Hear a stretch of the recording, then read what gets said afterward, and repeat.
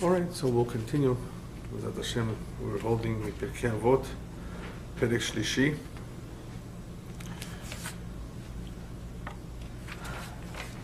Mishnah Zayin. The following Mishnayot are very interesting. They're actually puzzling. Some of the statements that are made appear to be very, very extreme. And one who just learns it, passing through it, cannot fully understand and appreciate the depth of what is being said. Because the words are powerful, and therefore they appear a little extreme, and one cannot really understand why do they need to be so extreme. So that is why it's good to learn it, not just to read it, but to really try to understand the context, in what context the words are being said. What is exactly meant by that? Rabbi Elazar Ish Bartota Omer. Actually, this is the beginning of Mishnah Zayin, which we already covered. Ten lo mishelo shata v'shelcha shelo. Since I began to say it, I'll just repeat it. We already covered this Mishnah. Give to him that which is yours, because in reality, what is yours and you yourself, our life, belong to him.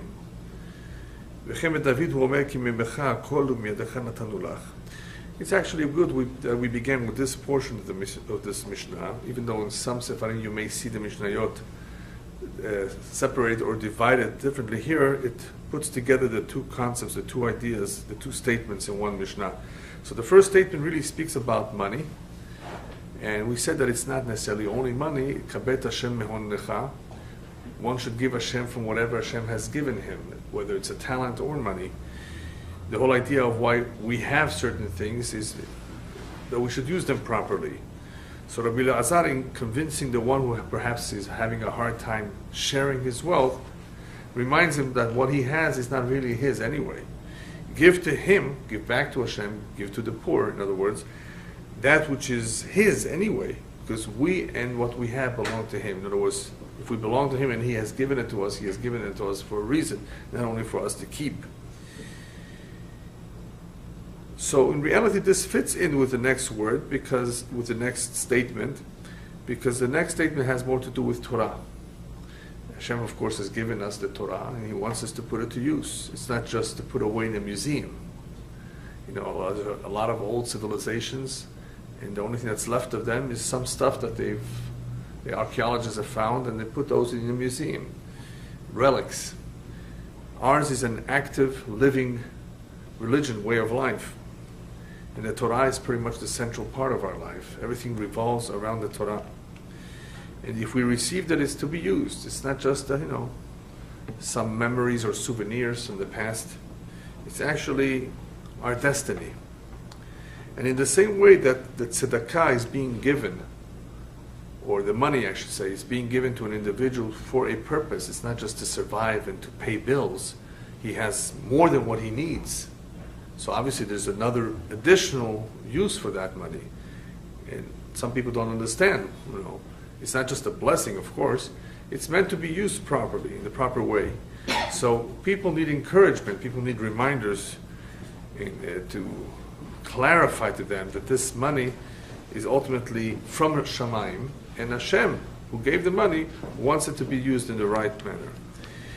Torah, in the same way, Hashem wants us to use it in the right manner. Hashem wants us to look up to it, to value it, to treat it right, and to continuously hold on to it. And not everyone understands this. They think, the rabbis need to learn, or some Jews need to know it, or if you have time, we can learn Torah. No. Torah is not meant to be learned only when we have a little bit of time. It is something that was given to us to be used at all times. In other words, this life for a Jew without the Torah is really not a life. And with this brief introduction, perhaps we can continue into the words of Rabbi Shimon. Rabbi Shimon Omer, "Hamehalech baderech v'shoneh u'mafsik mimishnato." Rabbi Shimon is talking about an individual who's traveling. He's going on the road. In those days, there were no cars, right? So traveling the road could be either walking or riding. Either way, he's not driving. And because he's not the one driving, he has time to think, he has time to learn. And that's what he's doing. And he's learning. He's learning Torah. And what happens? All of a sudden, he interrupts his learning. Why? Because he sees on the side of the road some beautiful trees, or he sees a beautiful field growing. In other words, what a beautiful tree, what a beautiful landscape, what a beautiful field. He's looking at the beauty of these things, how beautiful, how impressive they are. Whoever does so in the middle of his learning, it is as though by doing that he is guilty of shortening his life. Wow. So, like I told you, if you read this Mishnah, what did he do? What sin did he commit? Now, we've seen this kind of expression before, and we will see it in the following Mishnah. Mitchayev benafsho. Mitchayev benafsho, the last time we saw Mitchayev benafsho was on Mishnah Dalet. In that one we explained somewhat logically that one who is awake at night, one who's walking by himself, especially at night, mefaneli bo levatalai, killing time, in other words, Hashem says, listen, you're taking a chance. Either you're risking your life by doing something that could be risky, walking by yourself, or you're just killing time. That means you don't appreciate life. That means you don't belong here. You don't want to live. You don't want to live.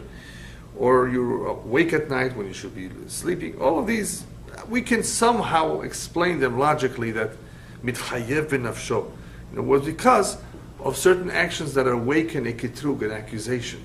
And accusations are very serious. When a person is really being accused mishamayim, it's worse than the ayin hara, it's worse than kishuf, witchcraft. Accusation is really bad.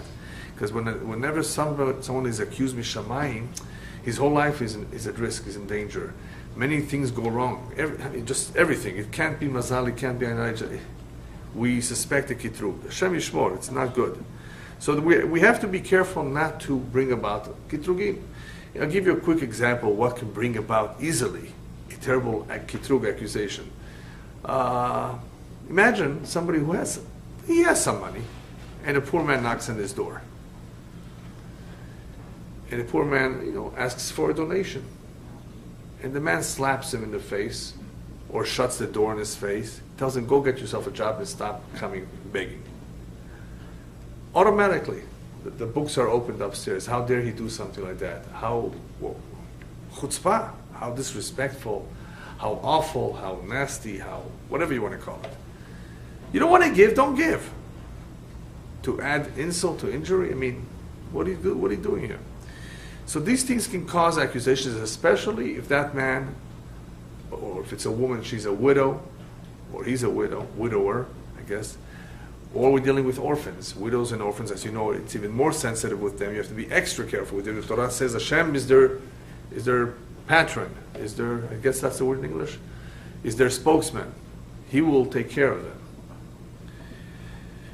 So there are things that a person can do, Halila v'chaz, that even though he was destined to live to 83, 84, 85, he can shorten his life to the mid-40s, right, or less, chas v'shalom, because of some kitrug. That's called mitchayev benafsho, that he's guilty of shortening his life. In other words, he's doing it to himself by some action. So here, by interrupting his learning, what is he doing wrong? He's just amazed, and he's impressed by observing the sights, the scene. There are some scenic routes. You take a trip, there are some mountain routes. They're very scenic, right? And you go through them, and you see how beautiful it is. So what could be the problem of learning Torah and stopping for a moment to be impressed by creation, to be impressed by nature? You see, this is what I meant. It's a very heavy statement. Mitchayev benafsho. It's like he's guilty of losing his life. This could bring a tremendous kitrug on him, or he's doing something that he may lose his life. Why? First of all, rabbis emphasize this in the Gemara, that learning of Torah is a protection. Just like mezuzah is a protection, besides the performance of the mitzvah, we put a mezuzah on our door the house is protected. It's true. The Mazikim, the Zohar says, see the name Shin Dalet Yud on the mezuzah on the outside, they don't enter that house. Yes, the mezuzah, kosher, good written, well written mezuzah, offers protection. But here we're dealing with Torah. The rabbis tell us in the same way that certain mitzvot offer protection, so does learning of the Torah. And the learning of Torah actually has an advantage over a mitzvah. It also cools off the Yetzer Hara. It does. It gives us strength. It stimulates us, it encourages us, it makes us happy. Some people are very depressed, very distressed, disappointed because of the ups and downs in life or because of all kinds of things. How do you get them to get a little bit encouraged? You give them Prozac? No, that's artificial. That doesn't last. The Torah has a tremendous koach of uplifting, of giving strength, and of focusing like eyeglasses. You can't see well. We don't have clarity to understand why things are happening today. Learn the Torah and you will see why Syria is falling apart. Yes, even something like Syria. What's going on? What's going to be? Is that going to affect Israel or not? Well, learn. It's all written. I'm not talking about things written elsewhere. About Syria. All these things have been written. And the rabbis who learn these things, or those who engage in this study, are not or should not be surprised. And we more or less know what this is going to lead to. Zat Hashem preparing a lecture for that. It's fascinating. So one who does not know, who does not learn, he can be distraught. The economy is no good. He has no job. Where are things headed? What's going to be? Who's going to encourage me? In Israel there's a saying, Yeh beseder, Yeh beseder. Yeah. That's not always good to tell somebody, because what do you mean Yeh beseder? Why should it be okay? What's going to happen different tomorrow? You still be without a job. So what does Yeh beseder mean? It's just to get him out of your way. Yeh beseder. Torah, learning Torah, therefore, is very, very special. Besides the mitzvah, besides our duty for the men, especially to learn Torah, ze magen el adam. It definitely protects one, especially if we're talking about Hame'alech Baderech, he's going on the road. The road is dangerous. So therefore, it offers a shmirah. So what is this individual doing? He's involved in something that has a shmirah, protection, and he stops. And he interrupts that learning. Even though he's doing something okay, to be amazed of niflaot habriyah, the wonders of creation. Really, he means it well. Still, he's interrupting his learning. So what does this tell us? It teaches us various lessons. Number one, because of the importance of Torah, that Torah is also a protection, one has to be extra careful with something called bitul Torah. Bitul Torah is a concept that is very well known. I don't know if we're very well understood, but very well known in Olam HaYeshivot, where they learn Torah a whole day. And they tell you, they remind you, be careful, Tizael, be careful with bitul Torah. In other words, don't talk politics, don't make jokes. You're learning, learn. Maximize your time as much as possible. Before you know it, you get married, you settle down, you won't have the same amount of time, especially without the burden of raising a family, as you have when you're single in the world of yeshivot. So be careful, maximize and use every moment of Torah as much as possible. Bitul Torah, however, is not just that we should be careful to maximize the Torah. If one is mevatel and he introduces things in the middle of his Torah that are totally irrelevant and not important, as a mareh zilzul, it shows disrespect for the Torah. At the time we're learning Torah, it's like, imagine somebody's praying and picks up the cell phone. Yeah, tell me, so what's the price of the stock? And the chutzpah. It's a total disregard for the prayer. How could you do that in the middle of the prayer? You're talking to the king. You think people don't do that? I'm sure you've seen it. Right? Shut off the phone. Prayer is a time for prayer. You want to talk? After the prayer. I don't care. I don't even have my cell phone on. I barely use cell phones, but I'm saying during the prayer, it's off. Not on, what do they call it? Silent? Vibrator. Vibration. Yeah, not even that. Nothing. Who needs a reminder? Oh, people have it on already. They want to see who it is. Who cares what it is? Don't you want? Some people, for some reason, they love to be contacted. It's they reach me here. You can reach me here. Who wants to be? All right, they want to be reached.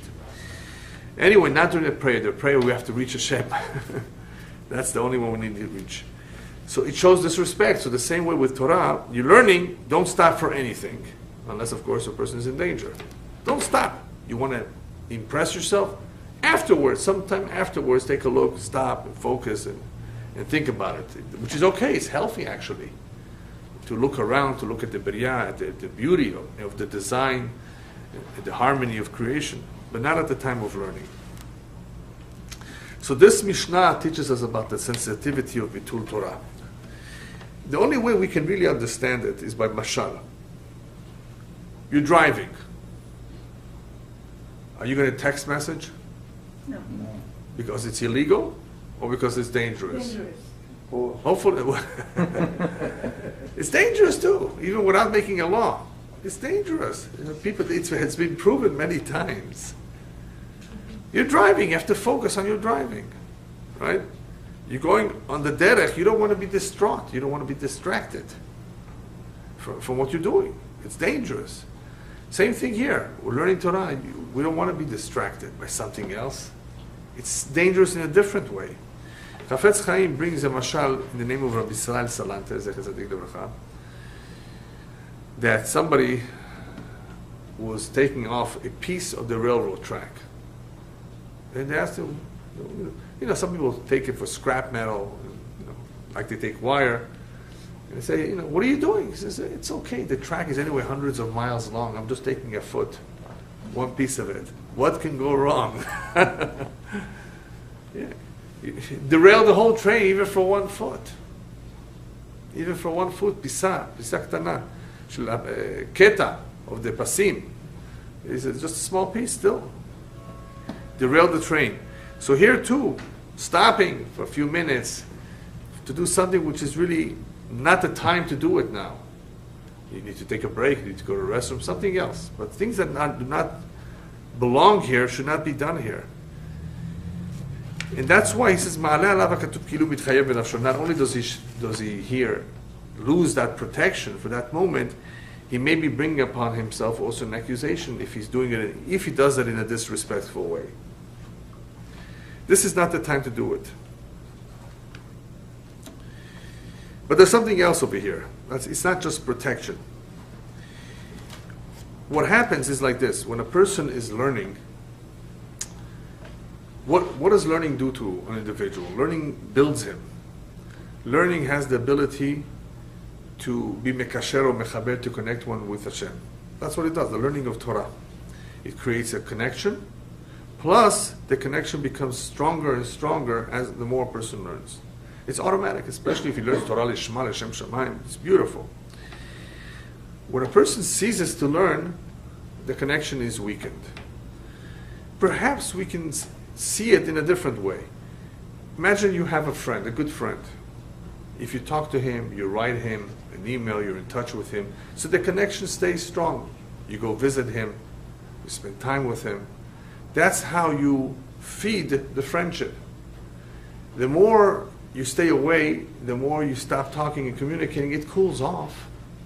It does. It's automatically. I mean, how many people have you have not seen for 10 years? There are a lot of people that you once saw, that you've met, and you haven't seen for ages. Do you miss them? Not necessarily. Right? Because there was no real connection. If it's a relative, if it's somebody important to you, you miss them. You love to see them, you like to be with them, spend time together. But if you don't communicate, it shows that you don't really have that much of a need. Otherwise, you would try. You would travel to the simcha, you would make an effort, you'd send a card, you'd send a gift. You show that you want this connection.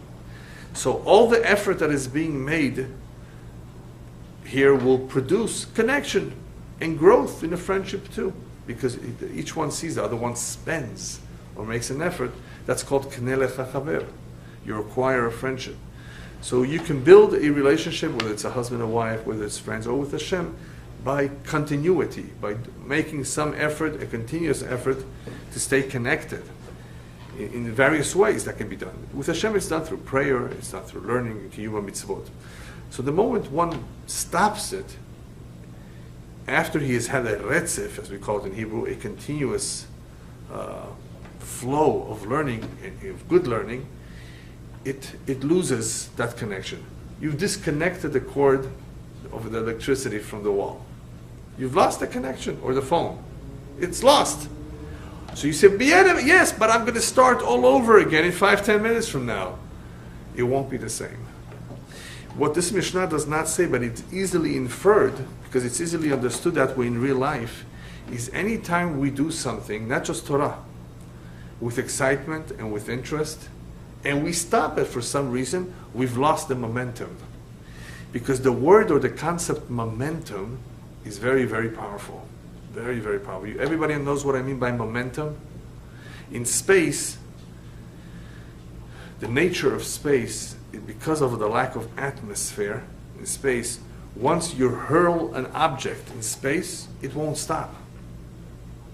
Because there's no friction of the air to stop it. Everybody understands this concept, right? It will go indefinitely, infinitely. It has momentum. Once you gave it something momentum, it flies. It continues. Unless something stops it. Well, in space, nothing will stop it.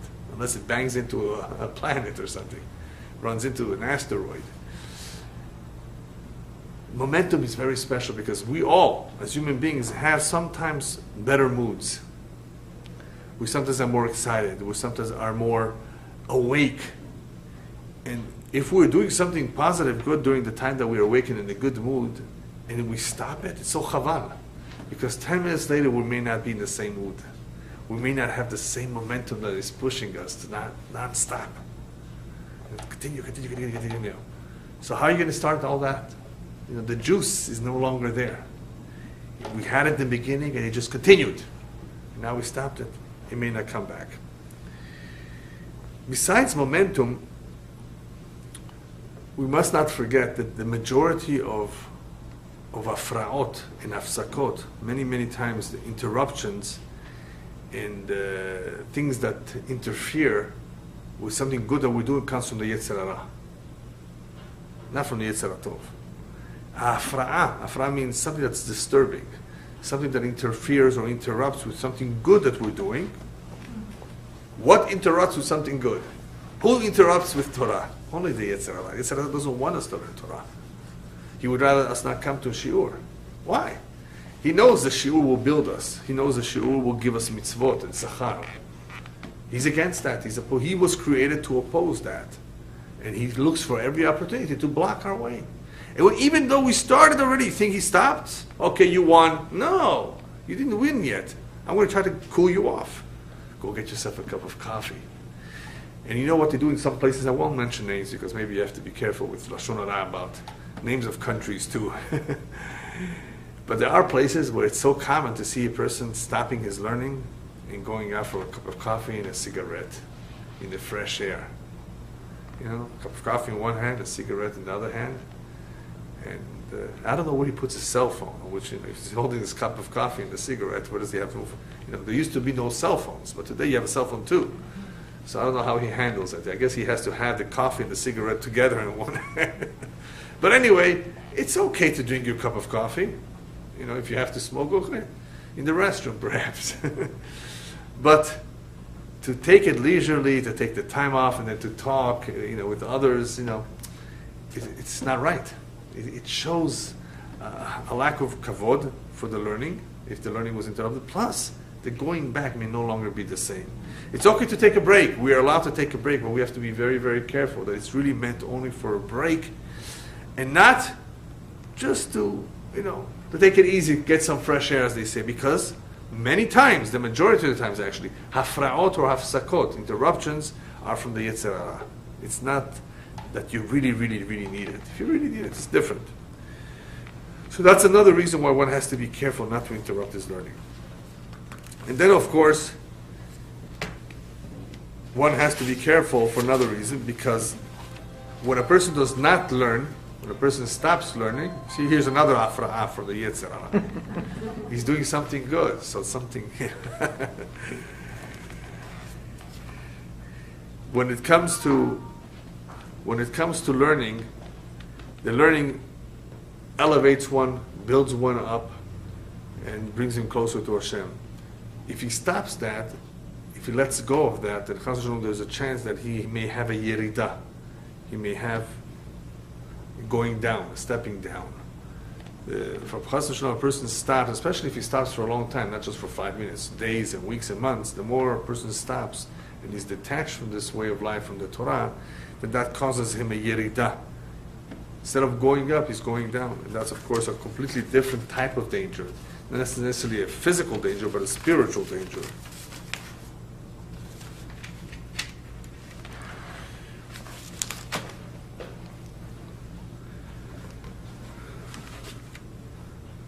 Okay, so that's pretty much what this Mishnah is saying, even though it's very, very heavy, telling us, value your time properly, and don't interrupt it just for anything.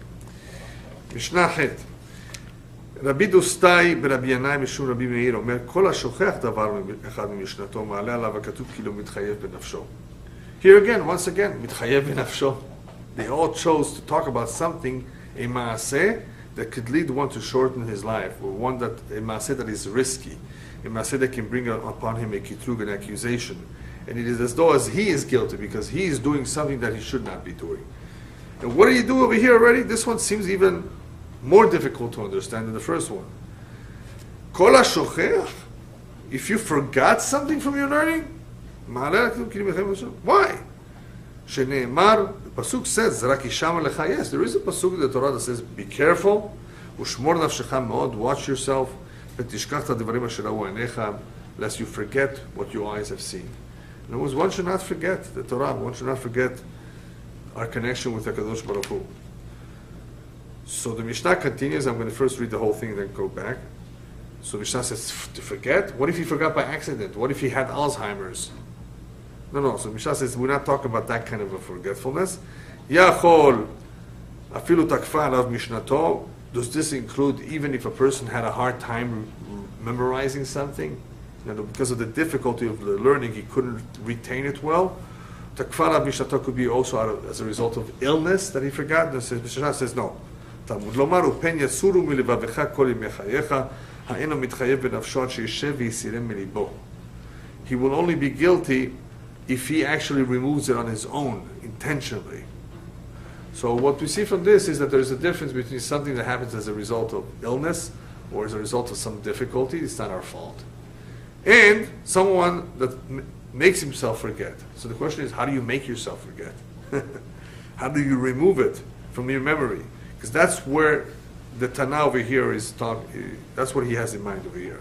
Be careful not to forget your learning. When it comes to learning Torah, there's two parts to it. There's the learning and there's the retaining. The two are important. We have the mitzvah to learn, and as we said before, learning builds a connection. Learning is important because it's not only a mitzvah, that's the only way we become familiar with the Torah and the details of the halachot. But it's important to retain that knowledge because there's some mitzvot like Shabbat that have so many details that if one does not review them from time to time, he for sure is making a mistake. For sure.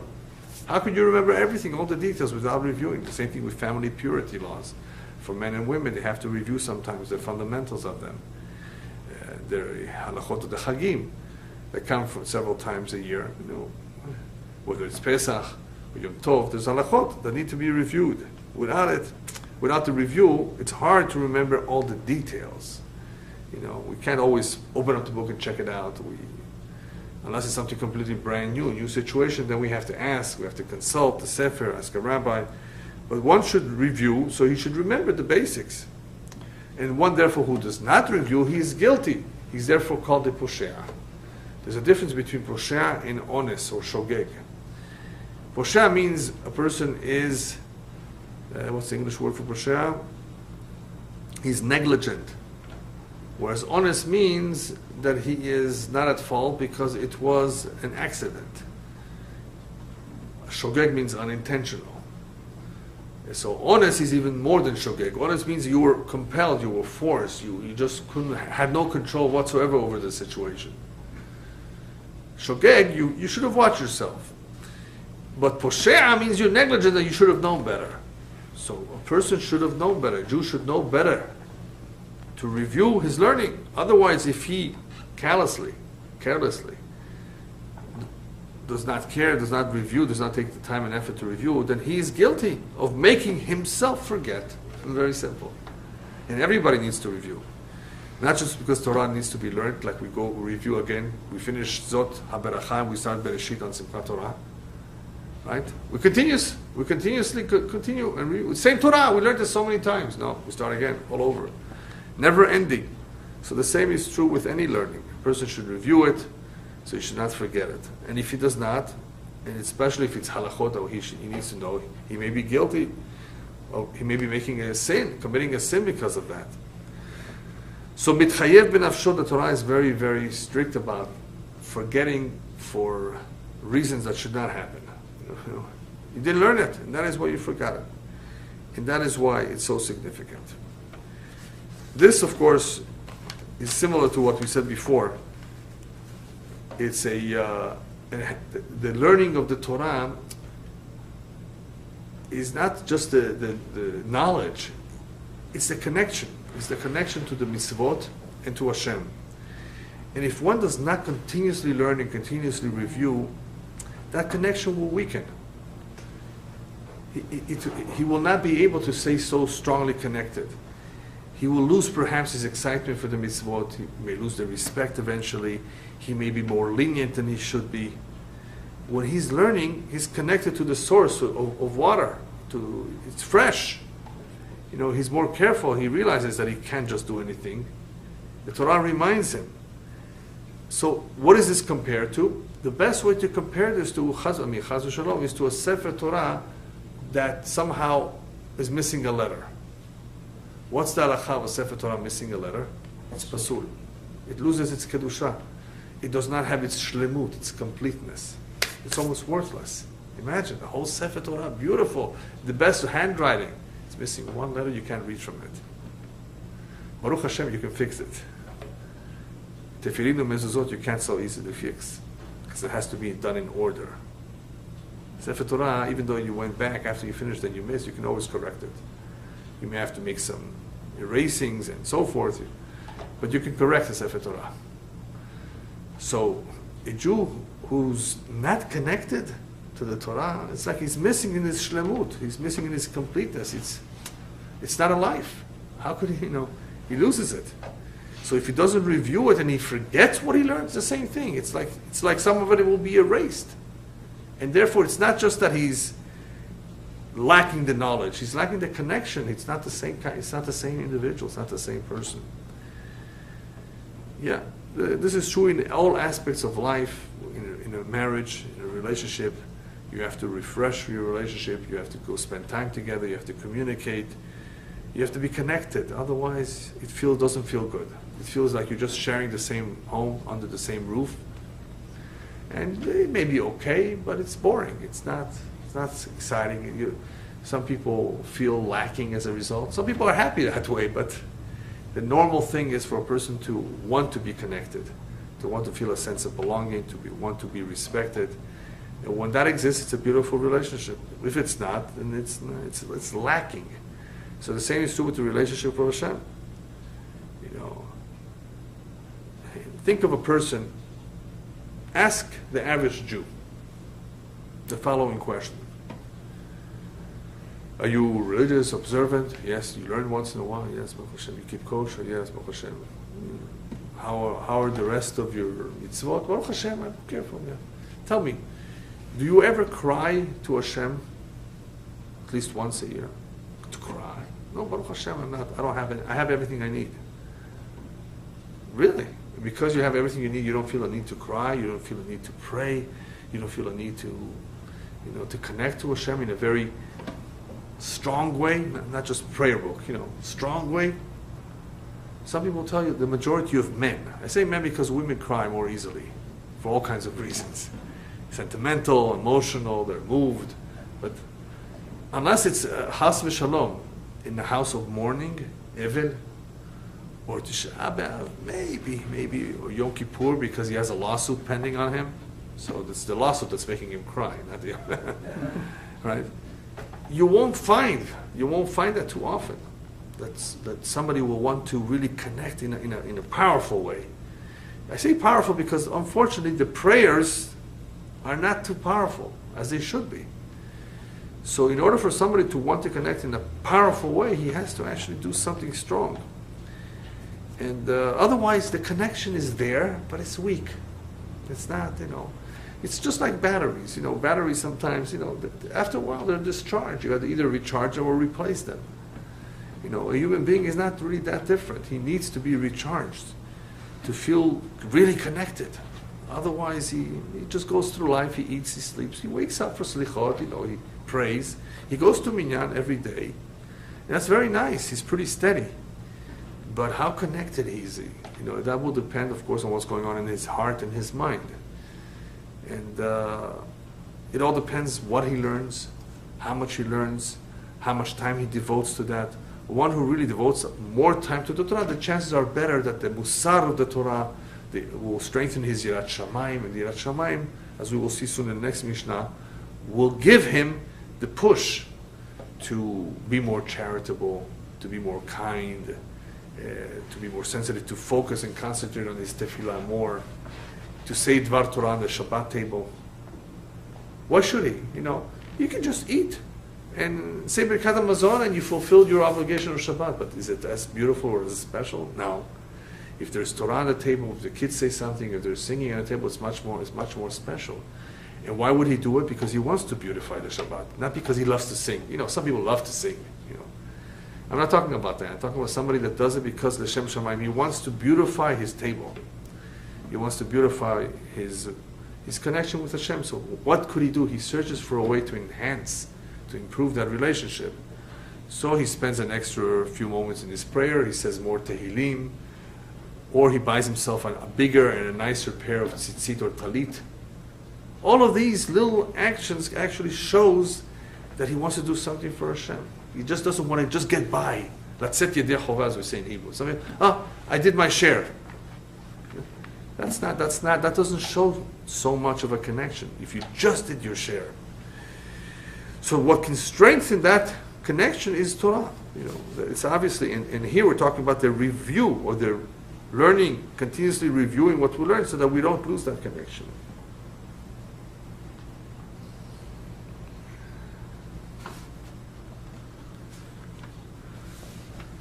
All right, let's see the next Mishnah. Very, very, very, very powerful and significant Mishnah. Mishnah Tet. Rabbi Hanina ben Dosa Omer. And this is again a Mishnah that one could learn and say, okay, I can understand it. But to fully understand it, it requires really a lot of learning. As you will see, we're going to learn this Mishnah a little bit deeper than just on the surface. Rabbi Hanina ben Dosa Omer, Kol sheyirat chet'o kodemet lechokmato chokmato mitkayemet. Whoever's fear of heaven comes before his wisdom, his knowledge, then that knowledge that he has will endure. Not only will endure, it will actually contribute to his formation. Chokmato mitkayemet means that chokhmah will ripen, will endure, will contribute. It means several things. When chokhmah mitkayemet, it means that it actually is helpful. When it's not mitkayemet, it means that it's totally not helpful. If any, it could be sometimes damaging too. Kol shechokhmato kodem leyirat chet, but if his chokhmah came before his yirat chet, en chokhmato mitkayemet, that chokhmah will not endure, will not be helpful to him, and is therefore not a very productive type of chokhmah. So we need to understand why is it so significant that yirat chet, the fear of sin, should come before chokhmah. And what does it mean that it should be before? Before, does that mean in age? In other words, one after the other? What does it exactly mean that it's important that yirat chet should come before the chokhmah?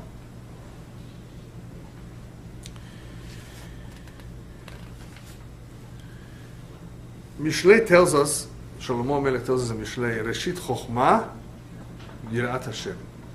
The beginning of all wisdom is the fear of heaven. The fear of heaven is number one. What does it mean, number one? That in itself is Chokhmah. to be able to acknowledge that God exists requires some degree of intelligence, which every human being is endowed with. And Shlomo Melech says, you want to be a real Chacham, that is the first step of Chokhmah. That is one way of interpreting the words Reshit Chokhmah. The beginning of Chokhmah is Yirat Hashem. That's the beginning of Chokhmah. That in itself is Chokhmah. But the other interpretation just says that the Reshit Chokhmah, before you get to Chokhmah, before you learn, before you become knowledgeable, Reshit Chokhmah, before Yirat Hashem.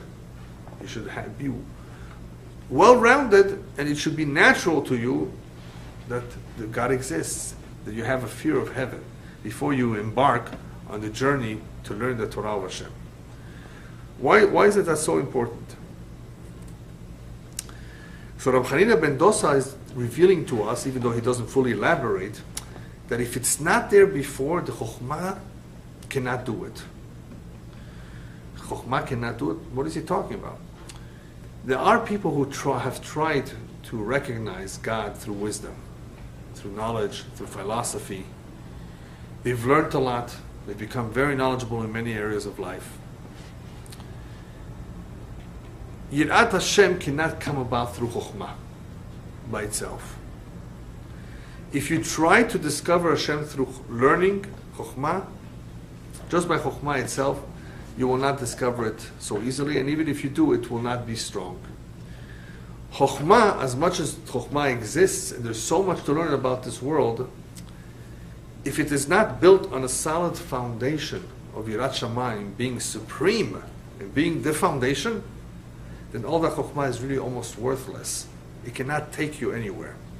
Of course, you can be able to build a building. Yes, you can do certain things, but it will not take you anywhere where you're supposed to be taken. In other words, it will not elevate a person. It will not make him a better person just by Chokhmah alone.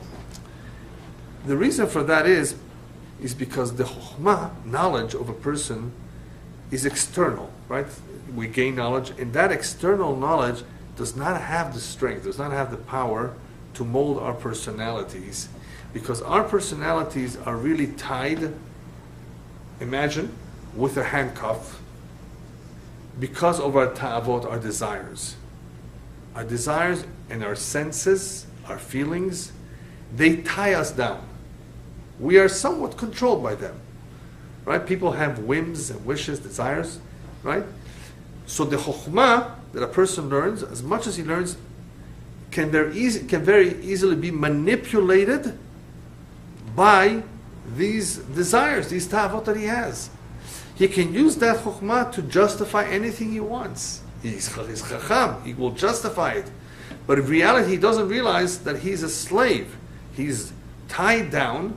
That chokhmah is subservient to something which is more powerful than desires, ta'avot, personal interests, senses. Those are very powerful. And because they're so powerful, we compare that to a person who is handcuffed. What can open up those handcuffs? Where's the master key that can open up the handcuffs to release one from ta'avot? Yirat Shamayim. Yirat Chet. That's a key. If a person fears God, depending on his level, of course, that can release him. Otherwise, why should he want to be released from a ta'ava?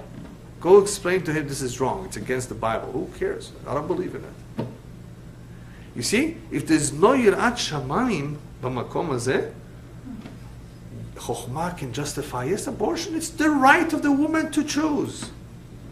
It's her body. Yeah. Go fight, argue with him. It's a human life. What human life? It's not born yet. Potential human life, yes. Human life? No. She can do whatever she wants. How are you going to argue with this woman? But you're going against God. What God? There's no God in her mind. You see what I mean? You can justify anything you want. Homosexuality too. Freedom of choice, democracy, everybody, whatever. He's born like that. That's what they say. Yeah, but if there's no Yirat Shamayim, it's hard to argue with him. What are you going to say?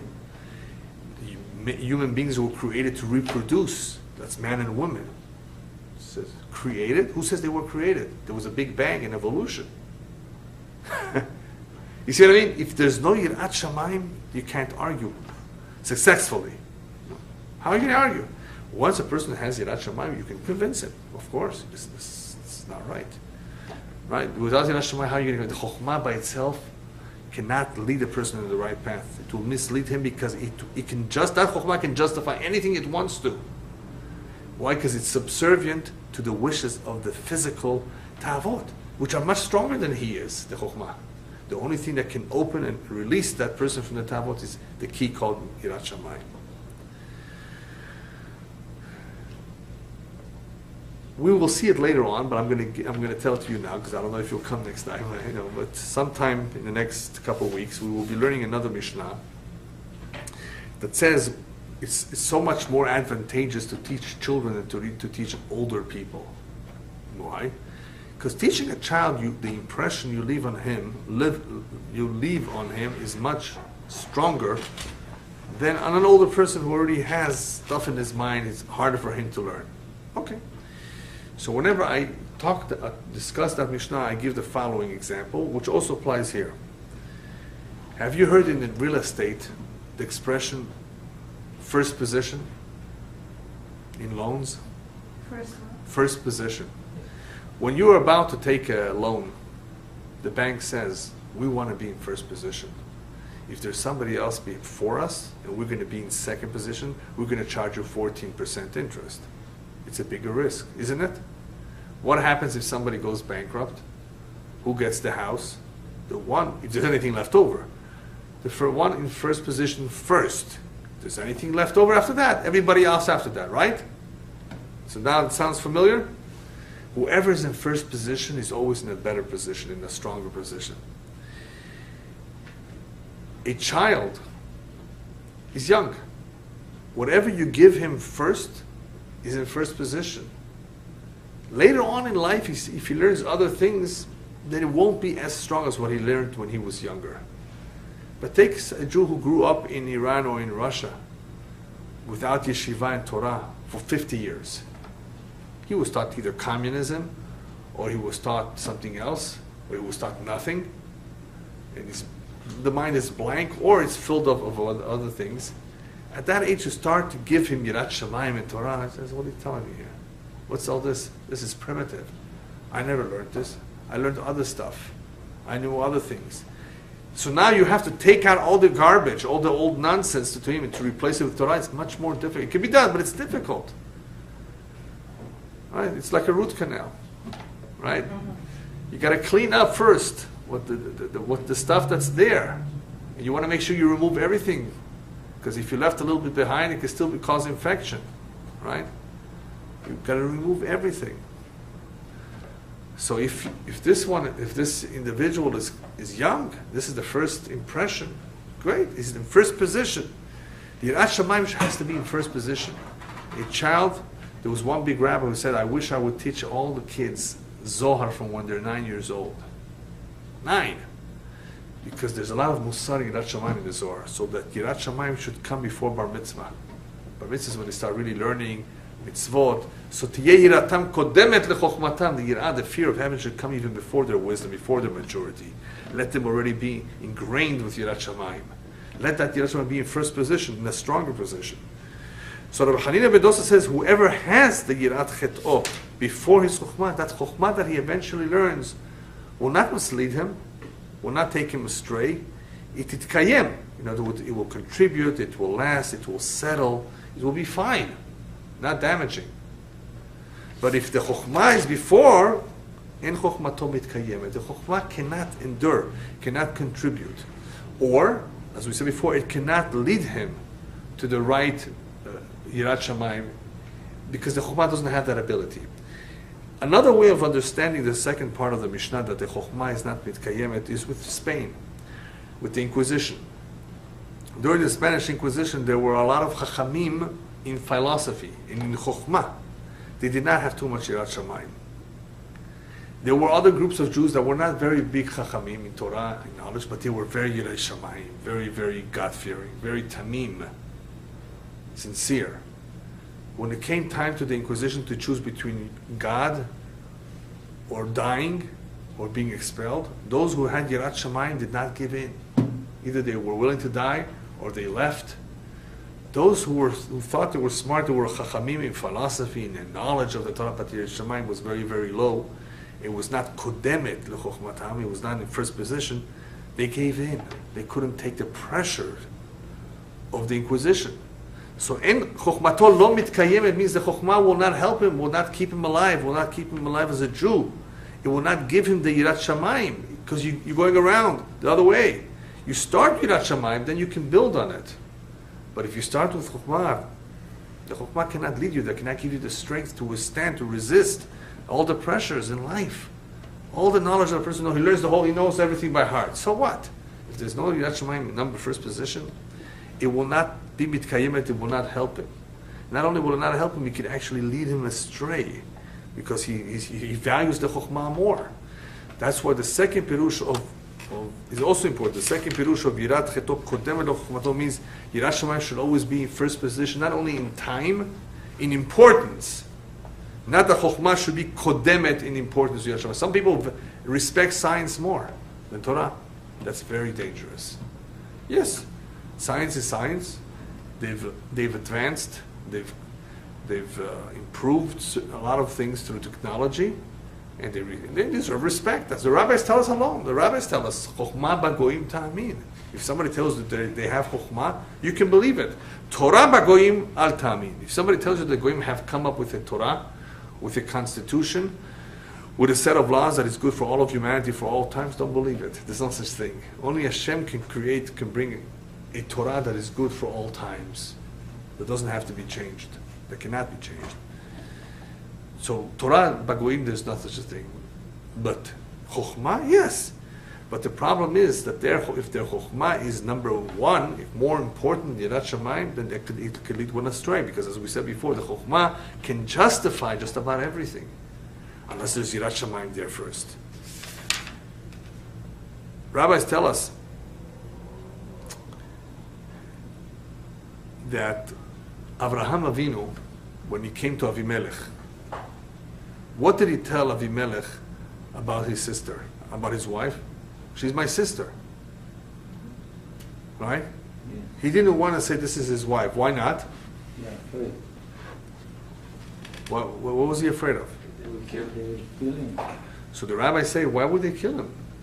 Avraham Avinu knew that Avimelech, in that generation at least, was very, very careful from hurting any married woman or doing any sin involving adultery and so forth, because they were aware what happened to the Mabul in the Mabul time.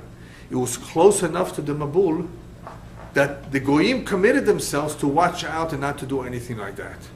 So why did Avraham Avinu why was he still afraid? Because not the Avimelech, the other people around him. No, everybody knew that you better be careful, that it's a big sin. Everybody knew it's a big sin to get involved in an adulterous action, take a married woman. So even if you would have said she's my wife, they knew that it's wrong. So why was Avraham Avinu still afraid? So you looked at the words that he adds. When he explains himself, he explains why he was still afraid.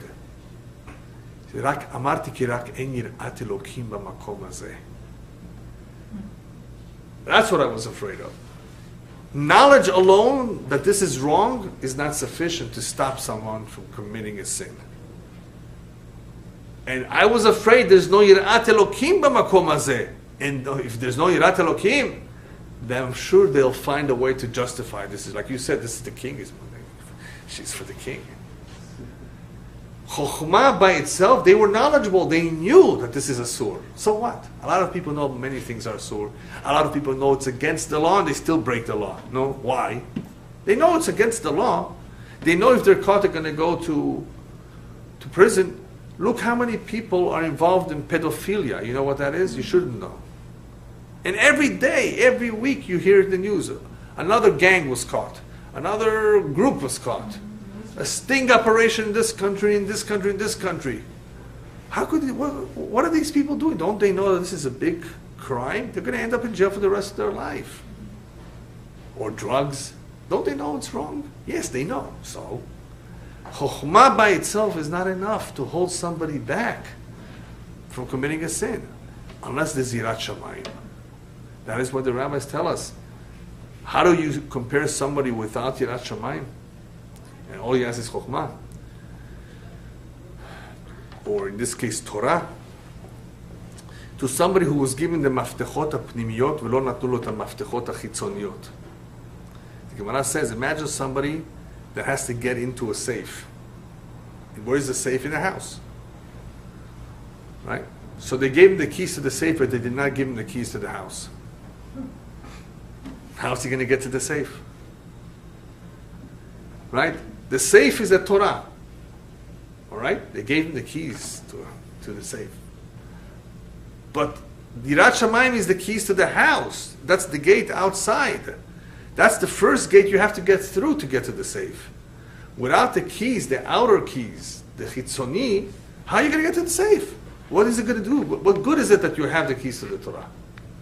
You follow me? So we need the outer key to get in first.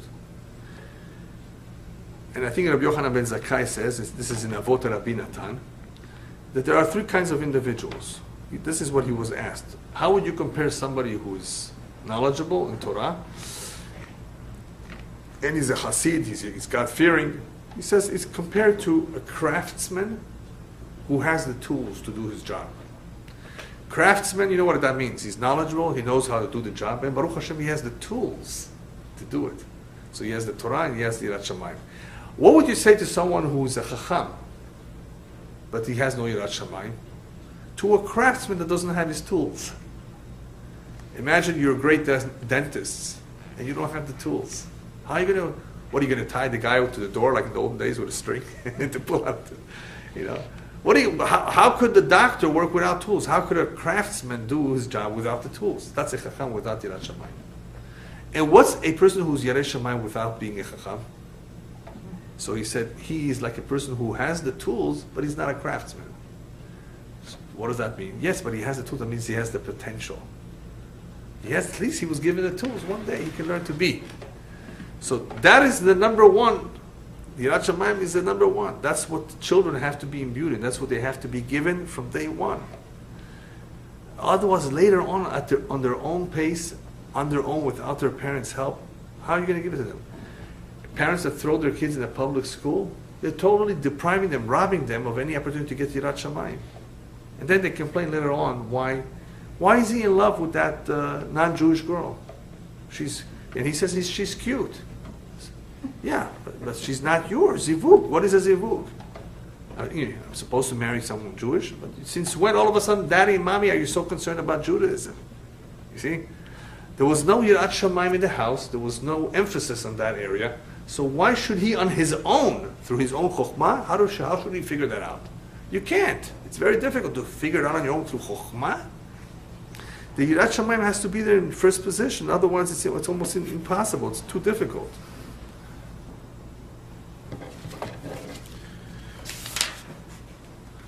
So that is why he puts an emphasis over here on first position. Not only first position, but in position of importance. In other words, what do you value more?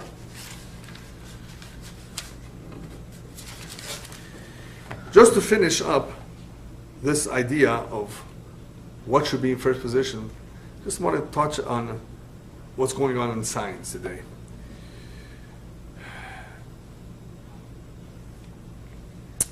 It's very easy to be misled, to think anything you want, to believe anything you want. It's very easy. The human being is what's the word for it? You can easily fail. You can easily be misled. He's gullible, he's weak, he's not necessarily always focused on reality. He believes what he wants to believe, what's easy for him to believe. Naive, yeah, all kinds, there's a joke going around. It's not a real joke, it's the truth. You ask the average American the following question: who killed John Kennedy? You have A, B, C, and D. Mickey Mouse? Dwight David Eisenhower? Holmes, Sherlock Holmes. Yeah. Yeah. Sherlock Holmes. Some whatever. Or D, you put the real name of the person who did it. And he'll say, yeah, Sherlock Holmes, I remember, yeah, the guy was involved with, I'm telling you, where is Israel? Which continent? South America, right? Yeah. And Iran? Iran is close to Indonesia, right? I mean, Americans are very ignorant. Very ignorant. The average, I'm telling you, this is true, go to the average college student and ask him questions. You'll be surprised. No.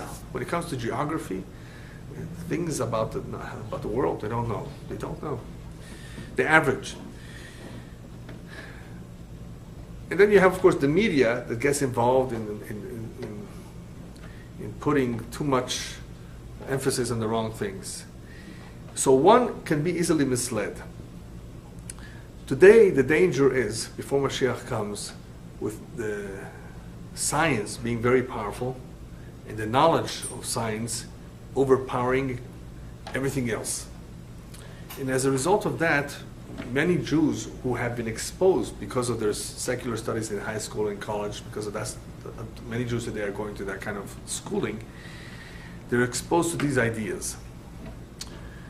And they have to struggle. They have to struggle between what science says and what does the Torah say. I'm sure you've heard about this, the word science says the world is millions of years old. But the Torah says only 5,772.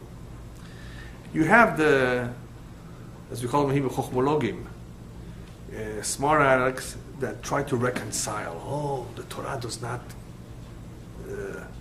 disagree with science. Science does not disagree with Torah. We're able to reconcile and make peace between the two. Every day of creation was 1,000,000 years, not 24. You have all these guys that come up with all kinds of ideas. Even though there are opinions that hold this true. There are some opinions that hold that every day of Hashem is 1,000 years. Okay, but it's not 1,000,000. All right. So people try to use that as a foundation to try to explain all kinds of things just to make peace with science. What does this tell you? This effort is not genuine. This effort to make peace with science many, many times stems from the fact that they value science much more. Somebody might tell you, oh, that's not true, I'm just trying to defend the Torah. It has nothing to do with defending the Torah, because a person who's God-fearing 100% starts out with the foundation that science does not have the answers to all these questions. What is science trying to do, figuring out when the world was created? They will never be able to do it. They don't have the tools for that to begin with. A scientist by himself, if he's not a God-fearing religious person, doesn't want to believe in a God.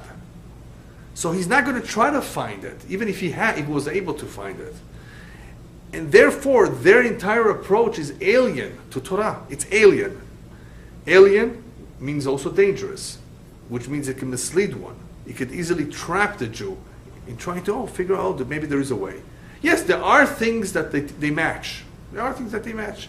But when it comes to religion, when it comes to emunah, when it comes to Hashem, science does not have the ability to offer anything, because that's not their realm. That's not their area of expertise.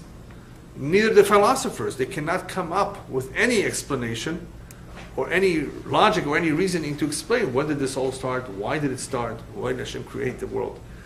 Without a Masoret, a real tradition. So without Yirat Shamayim, you're never able to figure these things out. What we see today is a world that is more interested in advancing itself, advancing the human desire to make it easy, microwavable food, you don't have to work hard, fast food.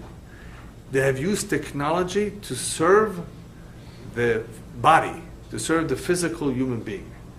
Not as much was done, if anything, to cultivate or to develop the spiritual part of the human being, to create a system of values that brings one closer to Hashem, or that makes him more self-conscious about himself. In that they haven't advanced, they're not as interested in that. So you see where the focus of science is going. That's where they're more interested, make life easier. That's very nice that we can get from here to Eretz Yisrael in 14 and a half, 15 hours. It's beautiful. Baruch Hashem. Hashem gave them the intelligence to do that. It's all from Shamayim. Right? But that's where their efforts are, and that's where their emphasis is, and their focus is only that. It's to improve the life, the physical life, because everything centers around comfort and ease and pleasure. That's all. That's the world of Goyim. There's no Yirat Shamayim. If there was really Yirat Shamayim, you know what they would do? I'm sure if there was really Yirat Shamayim, one of the things would be is that NASA or the other companies would not spend billions of dollars sending another robot to Mars. Look how much billions of dollars are being spent to. Maybe there's water there. Maybe there was once life. Maybe there can be life. We know there isn't. But anyway, they're trying to figure this out. You know how much money? I have a feeling that they're spending this money because they have nothing better to do. They have to justify it. You know, how do you pay their salaries? You send something to space. Even though they've contributed a lot to this planet, you know how much they can save lives to feed, to stop starvation, and to improve the life of many, many people if they would use all that money for a better cause. But in order to do that, you have to have Yirat Shamayim. You have good people running around the world trying to help. You have good, Baruch Hashem. All humanity, Baruch Hashem, has in every country good people, angels, really. Heroes and angels who really try to do a lot of good. But humanity as a whole is not going, unfortunately, in that direction. Why? Because there's not enough, or there isn't any Yirat Shamayim. So you see from this Mishnah that this is really the foundation of all. Chokhmah is good, it should come, but it should come after Yirat Shamayim. And if it does, and if it's built on a foundation, then Bezat Hashem, that Chokhmah yelo kiyum, it will endure, it will complement, it will further the individual to want to learn more, to do more, and to get closer to HaKadosh Baruch Hu.